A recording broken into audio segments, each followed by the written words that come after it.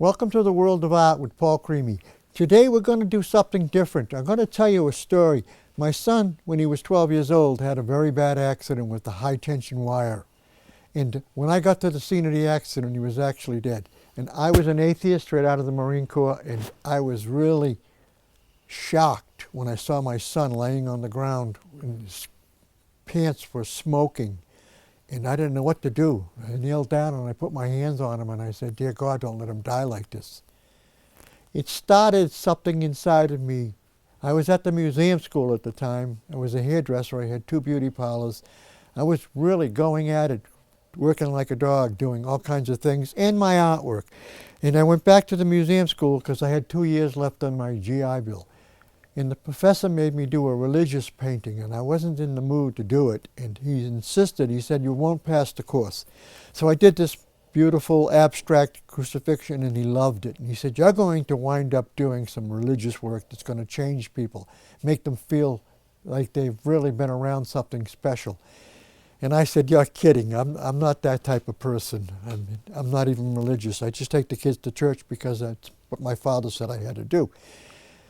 So, after this accident, I made this crucifixion for St. Mary's Church in Hanover out of copper wire, 700 pounds, and it took me 2 years to do it. And after I was done, I felt like there was still something missing, and I wanted to do something that would affect each and every person. So I was in the tub one day, taking a bath. I like to take a bath. I take about an hour, hour and a half, and sitting in the hot water until it cools down.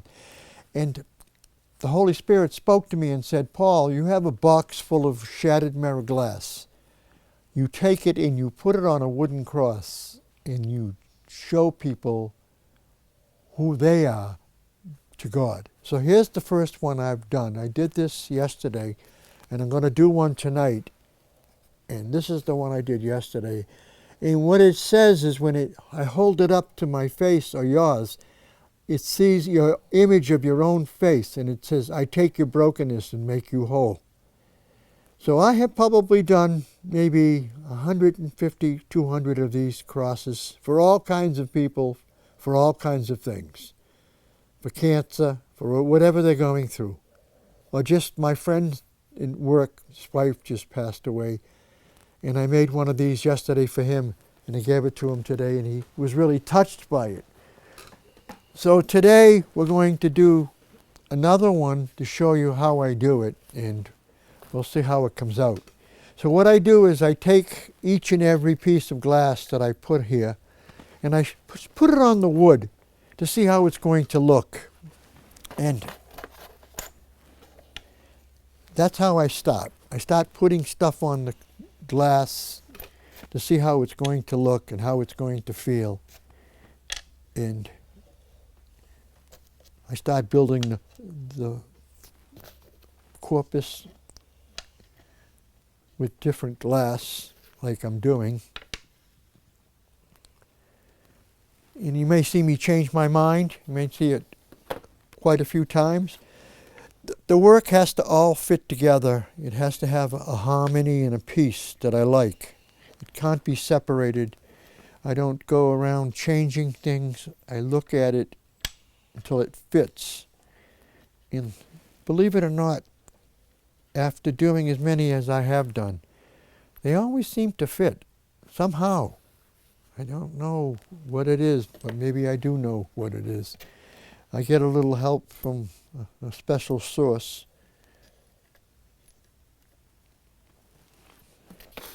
So I just keep putting the glass down so it fits to the particular idea that I want.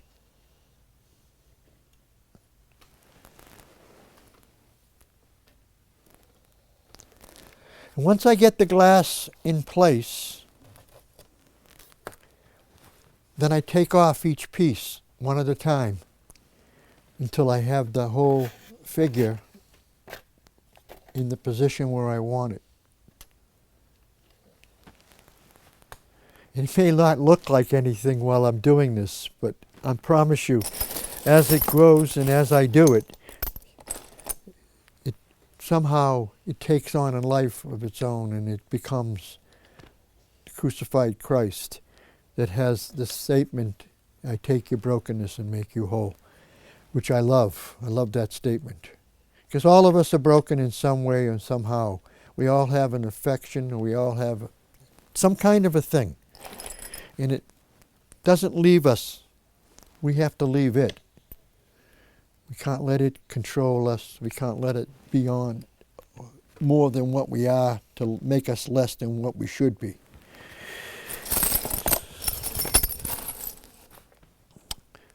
All right, so I'm getting here, putting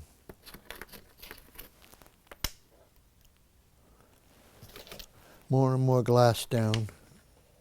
This is a big cross, so I want it to be powerful.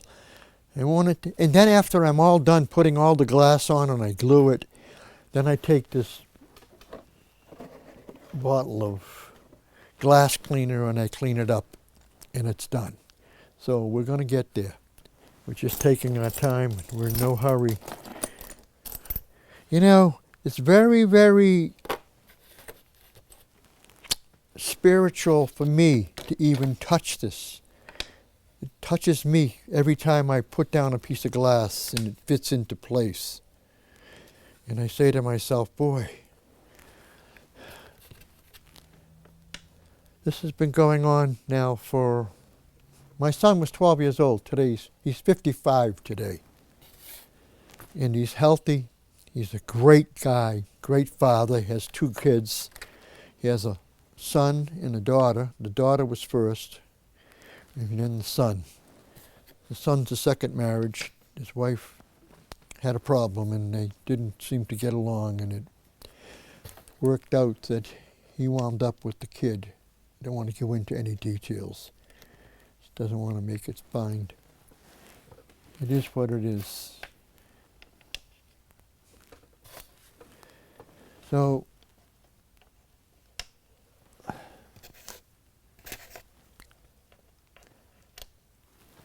you start to see it. It starts to see you, and it starts to have a life, and it starts to look like the corpus. And boy, that came up pretty fast. Okay, so I've got it where I want it right now, so I'm going to move this stuff. I might use it later, might use it in a different place. So here's how I start. I have this, get this out of the way, I don't need this.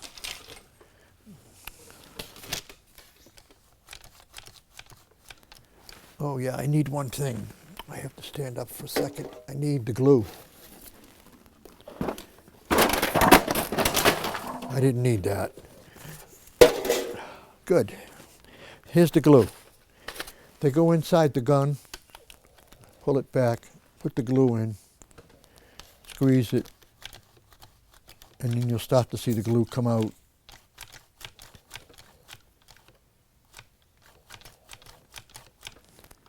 I have to wait till it gets warm, hot.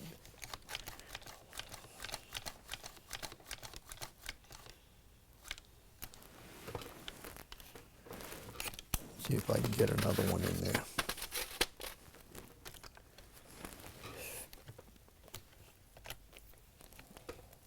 I don't think so.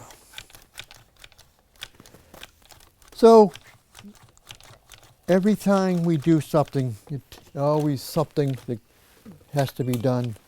So, I'm going to see if I can get this in.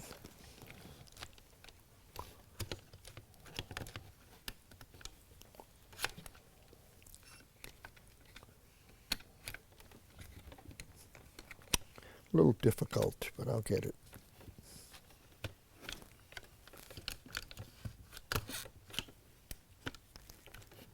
There it is. All right, now the glue's coming out. So what I do,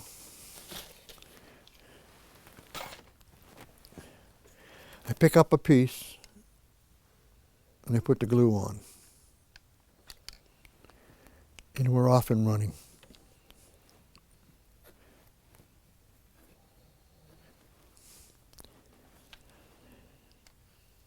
And when I first started doing this, and I got this glue gun, I had some horrendous burns. Oh my goodness gracious. So I've gotten a little better at that.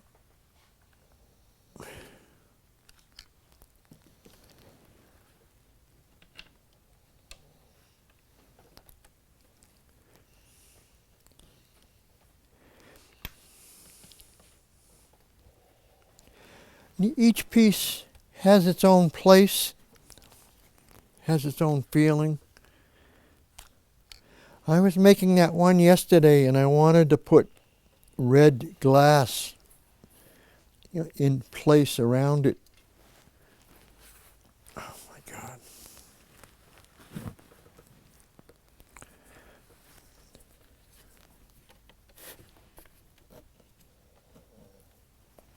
Sometimes the glue gets a little bulky and I take it off with my fingernails, but sometimes if I touch it too soon, it's like, okay, you just got burnt.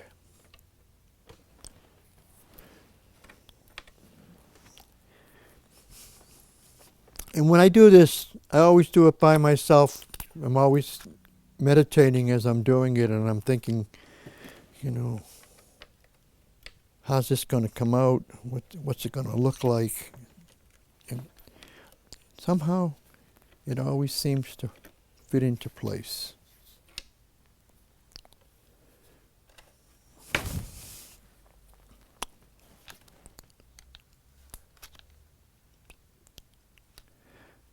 And when I bought this glue gun in the glue, I think I paid, I don't know, $500 30 years ago.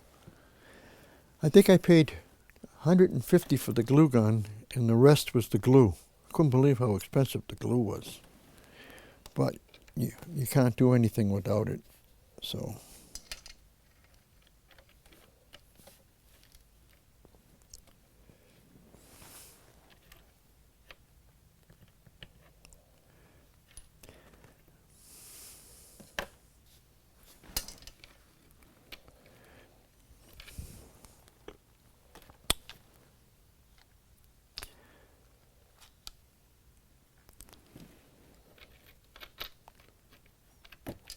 And when I bought the gun, and the guy says to me, I don't know what you do, what you're going to do, but be careful with this. This stuff is really hot.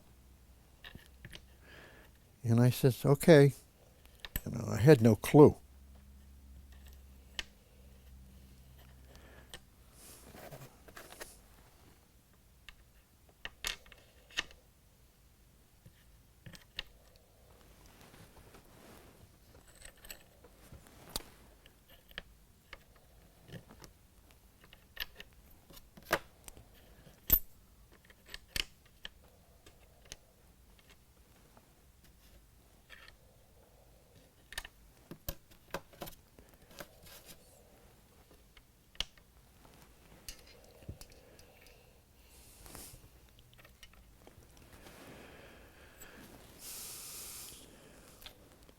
I'm sorry I'm not talking, I'm concentrating, and it's requires you to spend time thinking about what you're putting down, how you're doing it, even though I set it up a little.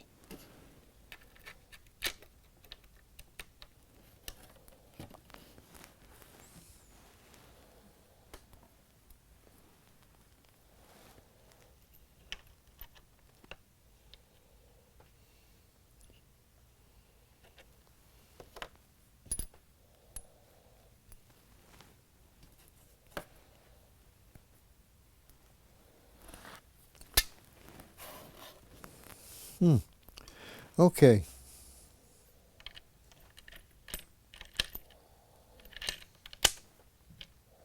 Nice, nice, nice, good.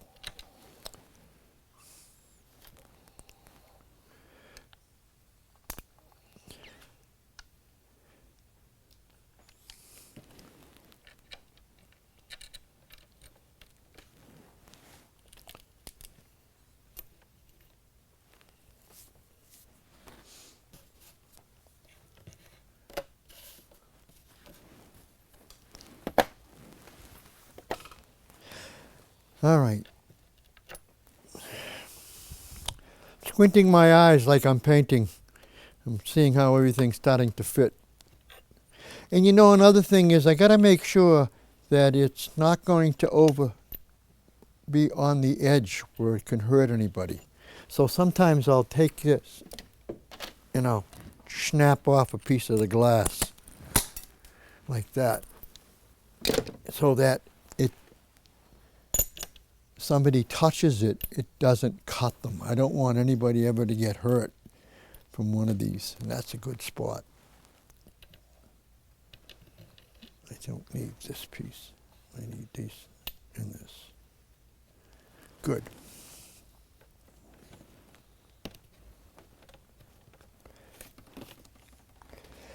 This gun is abused.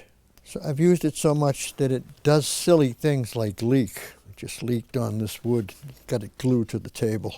I'll have to take it off later. I'm not going to waste any time on it. I just want to make sure I can get the hand in the right place.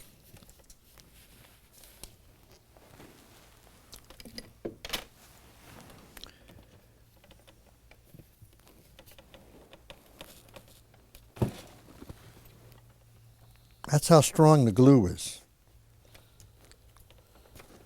Good. All right. Now we got that out of the way. All right.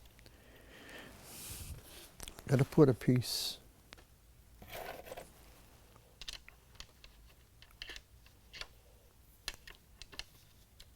Nice. There you go.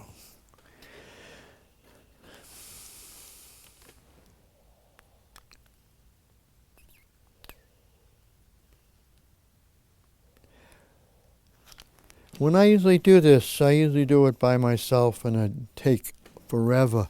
I keep changing and moving and changing and ugh.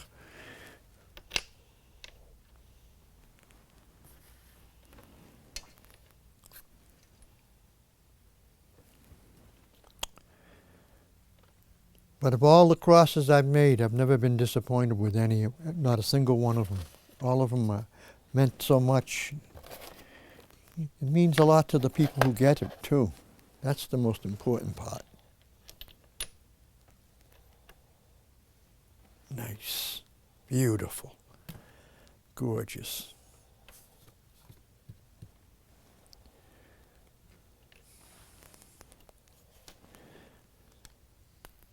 I see this thing done before I even start. That's kind of hard to explain to people. But when you've done something for so many years, over and over and over.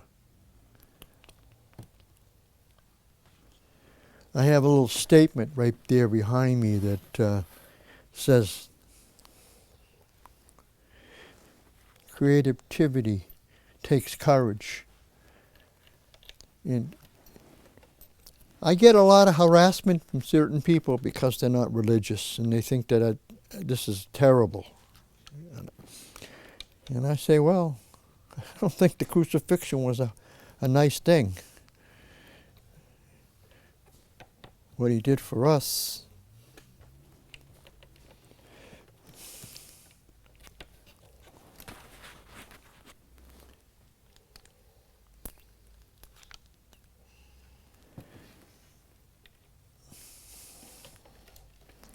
We're getting there.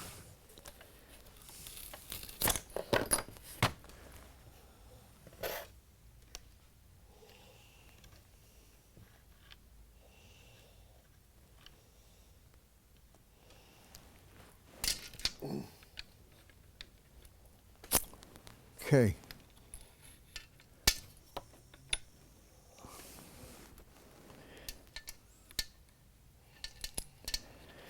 So each piece puts it in a better position .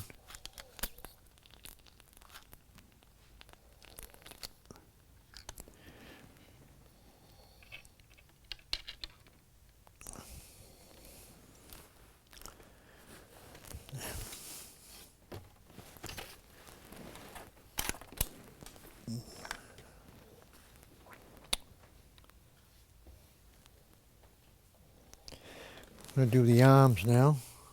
Second arm.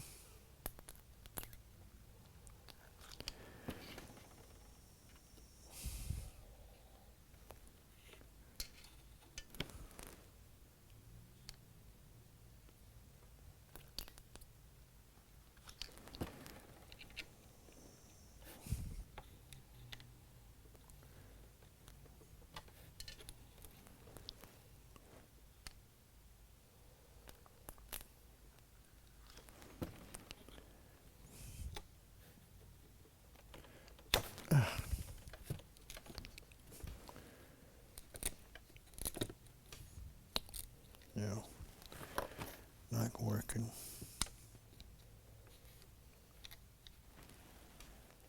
Good.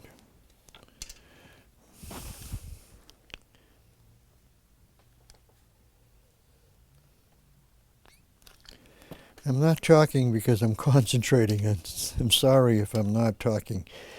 All right, I got that done.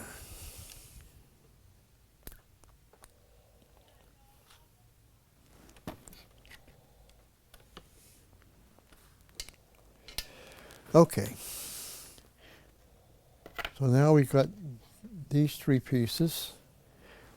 See, once you get going, all of a sudden it's done.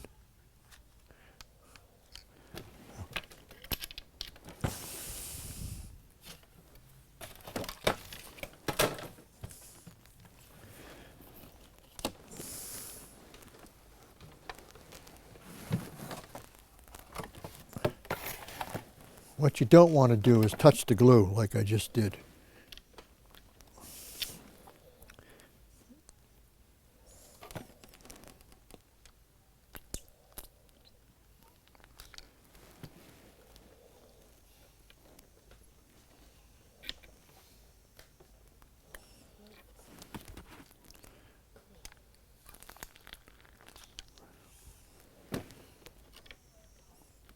Okay.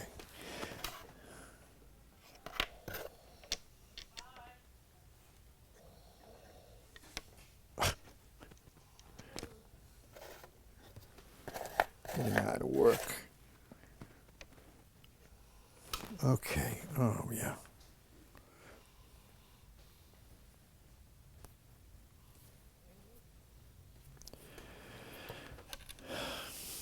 So what I'm doing is putting the crown on.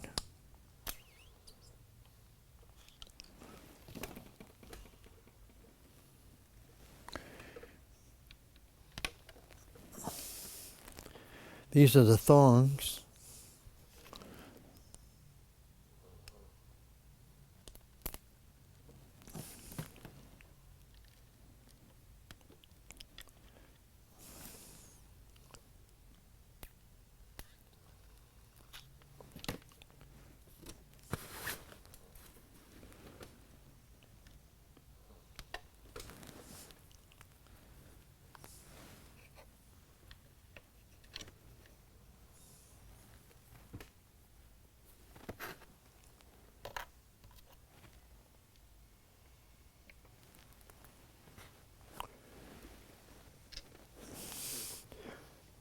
We're getting there.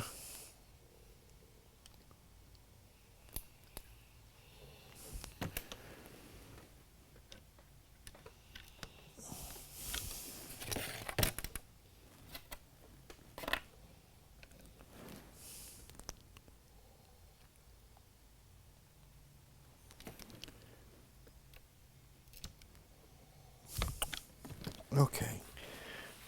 Now,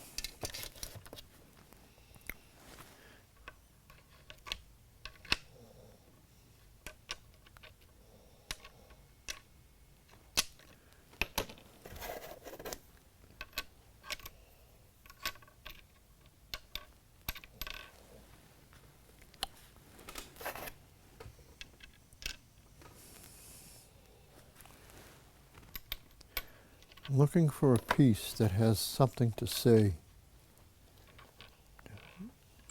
to the face. And that's it, right there.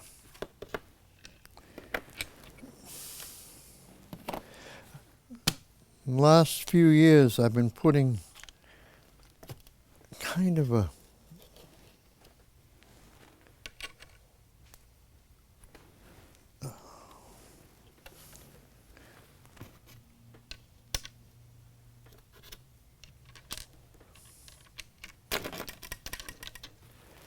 another layer with the face, because I think the face is the most important part of this. When I first started doing it, I didn't do that, but as I've gotten older, I want this to be real strong when I'm done.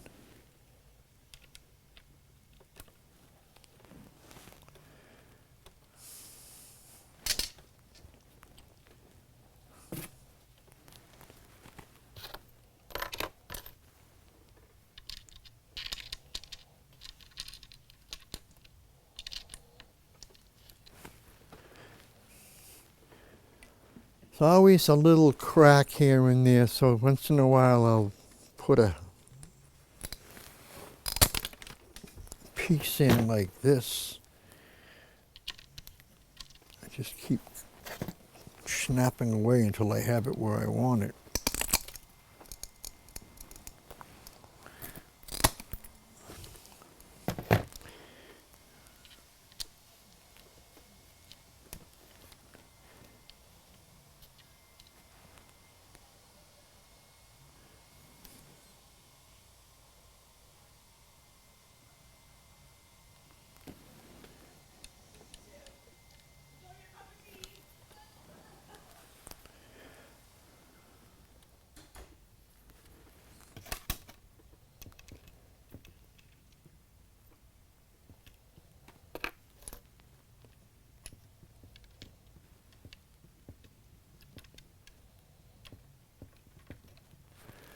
I want this to look like his hair.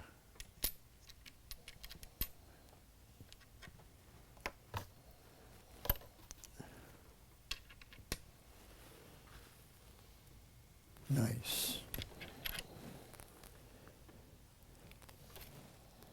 And no two of these things ever come out like the same. That's what I love about them. Each one of them has its own personality.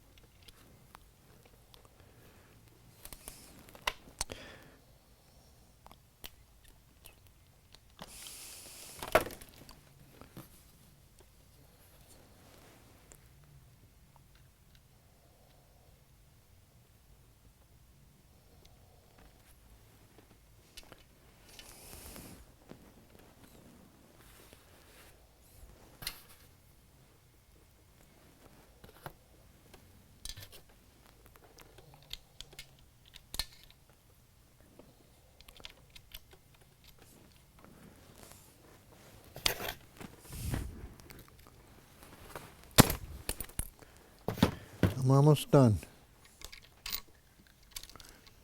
Unknown caller. Shut that off. Sorry about that.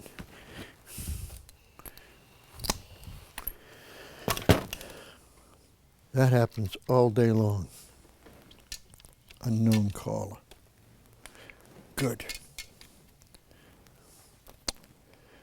I really love the way this is coming out.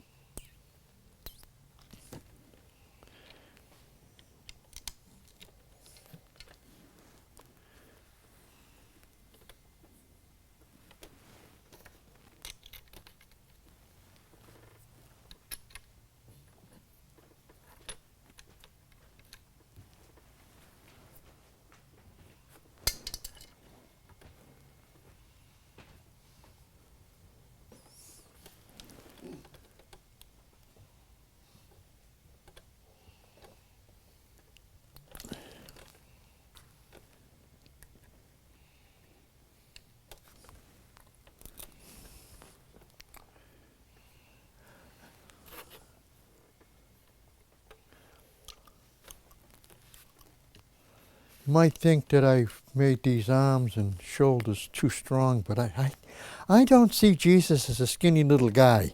I see him as a real muscular kind of carpenter.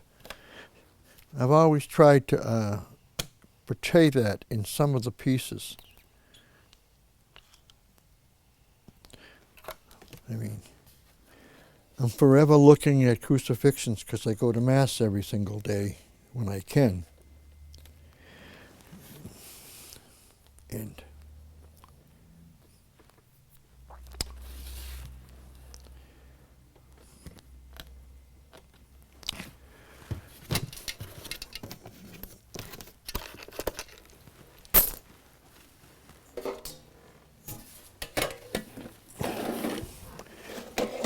I am going to clean this up a little now, see how I was talking about.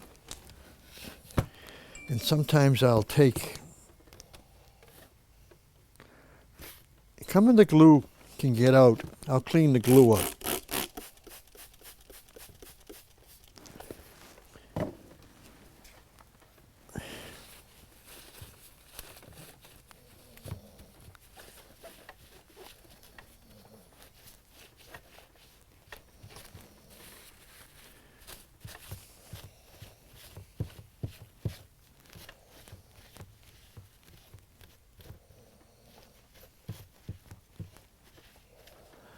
Now, like I said, you have to realize this really is a mirror, and that's the beauty of it, because when you hold it up and you take a look at it, and when you're standing in front of it and you have it in front of your face, you see a reflection of yourself, and that's when it says, "I take your brokenness and make you whole, and set you free from your afflictions."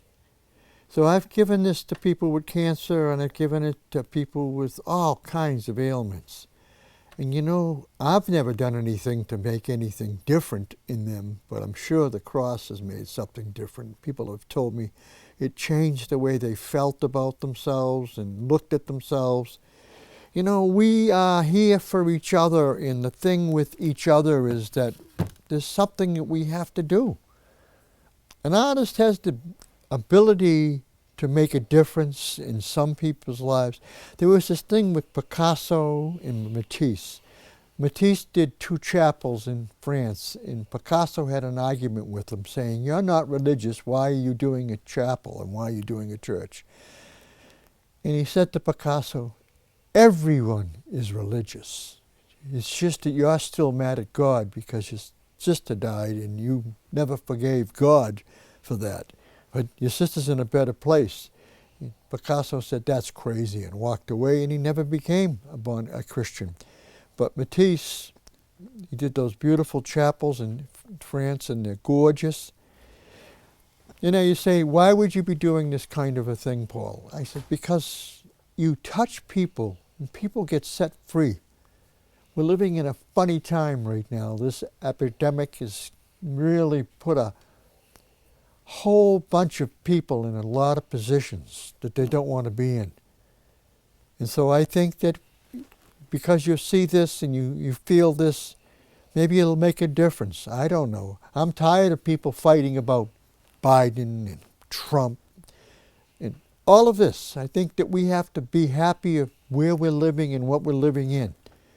So I want to say God bless, thank you, and hope you enjoyed what we did.